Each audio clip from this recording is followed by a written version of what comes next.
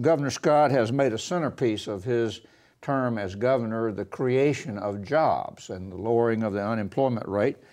And one of his strategies for doing that is attracting new industries to Florida. And he's trying to do that through tax cuts and incentives of different kinds. One controversial proposal, at least to members of the Florida Senate, has been to have a major boost in the budget of Enterprise Florida, which has been around for a long time, but he really wants to give them more dollars to provide incentives for companies to relocate or expand their business in Florida. What's up? Well, this clash really started during the spring 2015 session. Governor Scott wanted a lot more money to be provided for economic incentives. I believe the number he was looking for was around $85 million. The Senate balked at it, and essentially the number in the end, I believe, was around $43 million, is what was in the budget. Governor Scott has put a lot of pressure on senators.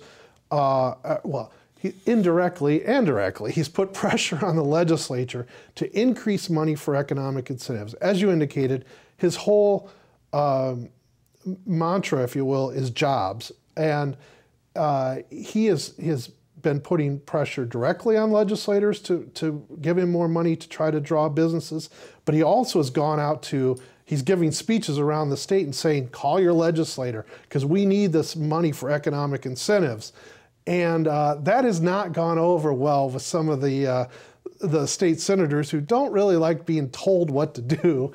And also, they, frankly, don't agree with the governor's numbers, and they don't agree with his approach, and they think he's being misleading to these audiences that are now putting pressure on them for the money.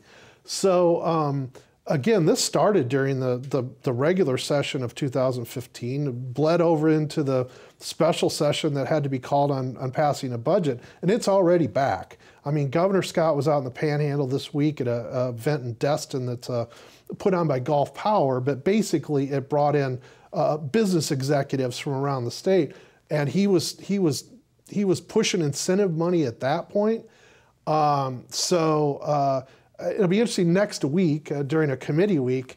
Enterprise Florida's president and also the head of the Florida Department of Economic Opportunity, which is under Scott as well, are going to be going before a Senate committee. And so it may be interesting some of the questions that are going back and forth, because those agencies have gotten some pretty straight questions from the senators in the past. People like Jack Latvala, who doesn't pull his punches too much. Thank you, Jim. For more news about Florida politics and government, visit the Advances section of our website.